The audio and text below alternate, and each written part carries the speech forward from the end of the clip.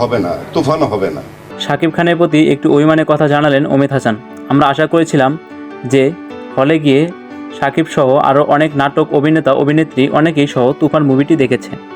অমিত হাসান আরও বলেন, যেখানে শাকিব খানকে তৈরি করতে গিয়ে যেসব শিল্পীদের সহযোগিতা লেগেছে, যেসব পরিচালক প্রযোজকদের সহযোগিতা লেগেছে, তাদের নিয়ে একটি প্রিমিয়াম শো করা উচিত ছিল।